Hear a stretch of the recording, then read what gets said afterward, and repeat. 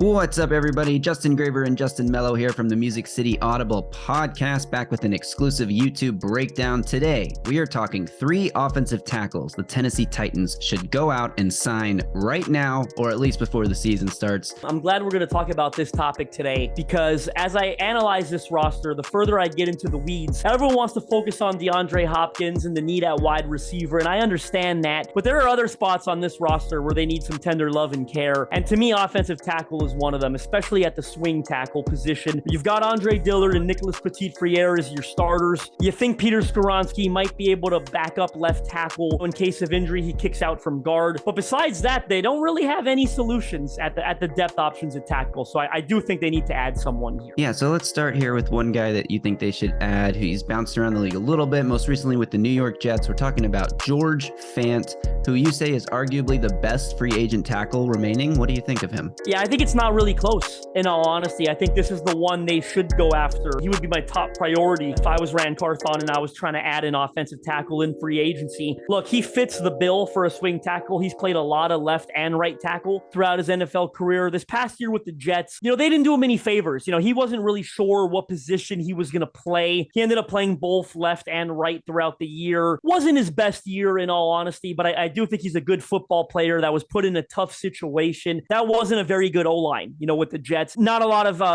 continuity at quarterback either, right? What do they play? 3 or 4 different quarterbacks this past year? That always has a negative impact on an offensive tackle. If you go back to 2021, when they had a bit more continuity and he played more than 800 snaps at left tackle, he was really good. I think he's been a starting caliber left tackle really in this league for a long time. So that's my number 1 ranking player. He's from Bowling Green, Kentucky, not too far away. I'm sure as he's getting older and is available, he'd love to play close to home. Titans make a lot of sense for George Fant. Yeah, 31 years old, drafted in 2016. You mentioned his 2022, not a great year. His overall PFF score last year was 48.4, but as you said, much better in 2021, grading out at 75.1 pass blocking grade. So, hey, if this guy's available, it's not like they're going to be, these guys that are coming in to play swing tackle to be tackle depth, they're not going to be super expensive. I think the Titans can easily fit him into their cap, along with signing a DeAndre Hopkins if they decide to go that route, if he decides to go that route, I guess I should say, because we know the Titans have an offer out to Hopkins. Let's talk about the next guy, Jawan James. What do you make of James's fit with the Titans? First of all, he's a former Tennessee Volunteer, right? So I think a large portion of this fan base would immediately support this signing, a first-round pick in 2014. When I listed Jawan James, I should be a bit more specific. I think this is a case of making the argument for maybe bringing him in for a workout and seeing where he's at. You're not going to sign him without working him out first because, unfortunately, he's had 2 serious injuries these past few years, 2 Achilles tendon injuries. As you get older in age, that obviously becomes a bit more difficult to bounce back from. He hasn't retired. He is hoping, to attempt a comeback here to play in the NFL in 2023. Can't hurt to bring him in for a workout, right? Doesn't cost much. What is it? A plane ticket in a hotel, right? So it's like to bring this guy in for a workout. He's played good football throughout his NFL career. I'd love to see him be able to bounce back. He barely played last year for the Ravens. You're talking about analyzing 20, 25 snaps last year, which is, in all honesty, not really a worthy exercise. But if you were going to partake in it, he did play well. If you're going to give this guy a shot, Jawan James, you bring him in for a workout, you see where he's at. He's a veteran, certainly worth kicking the tires on. Yeah, it's been a while since he played more than, 20 snaps in a season. The last time was 2018. Lots of injuries, unfortunately, for him. Yeah, he did grade out a 72.4 overall grade on Pro Football Focus, a 67.4 pass blocking grade that year. Again, this is a guy that's not going to start, right? So if he's coming in to play a couple snaps a game because somebody has to get their ankle taped or something like that, like you feel better about him than you do about anyone currently on the Titans roster. You're comparing this guy to Andrew Rupsich, right? A second-year UDFA. You're comparing him to Jalen Duncan, right? A 6th-round rookie that's never played an NFL snap. So I think you got to keep that in mind when you're analyzing these players.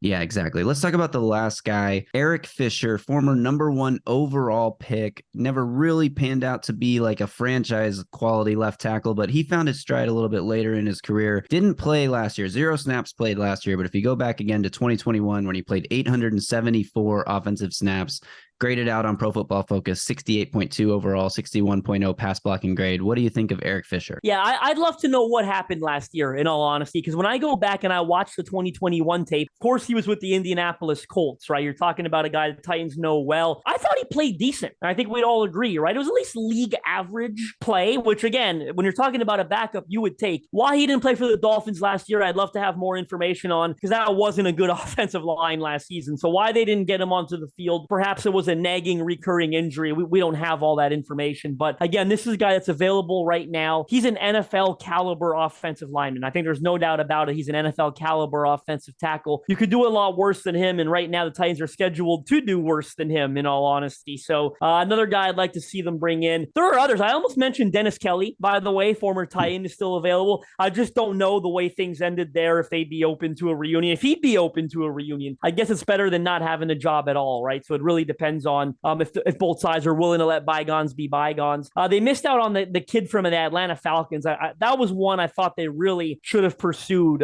He unfortunately is no longer available. So it's slim pickings out there right now. George Fant is by far my number one available free agent tackle. I think the Titans should kick the tires on George Fant. Yeah, and if you look at all these guys, last year Eric Fisher played on a 1-year, $3 million deal. Juwan James was on a 2-year, $4.5 million deal. George Fant's last contract was a bit heftier. It was a 3-year, $27 million deal. It's over $9 million a year, but I don't think he's getting that anymore. If you're signing one of these guys for between $2 to $3 to $4 million a year for 1 year, for 2 years, I think that works out great for the Titans cap situation, for these guys to have, a place to play this season if somebody goes down. And, you cross your fingers and hope that these guys never even see the field regardless, unless the Titans are rolling out like a 6 offensive lineman set. But Andre Dillard's injury history is also pretty scary, and there's a lot going on there. He hasn't played a fully healthy season in a while. You're looking at Nicholas Petit-Frere, a third-round, second-year player who struggled at times as a rookie last year. So even if it's just for camp competition to make Petit-Frere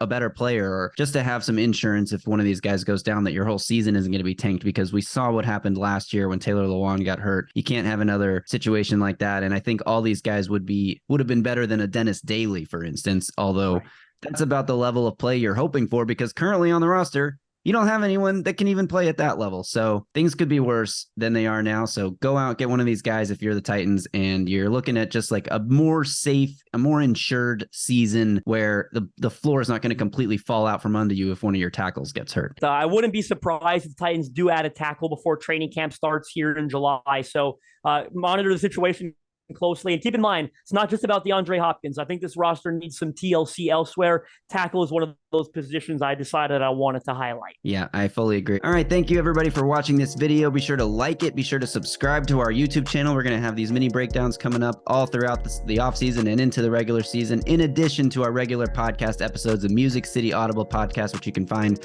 wherever you listen to your podcasts. Drop a comment below. What free agent tackle do you think the Titans should pursue? Let us know in the comments. It helps us grow the channel. We're really working on that. So thank you again to everyone for listening. We'll be back soon with another mini breakdown and pod episodes on the way. Until then, y'all stay safe out there and tighten up.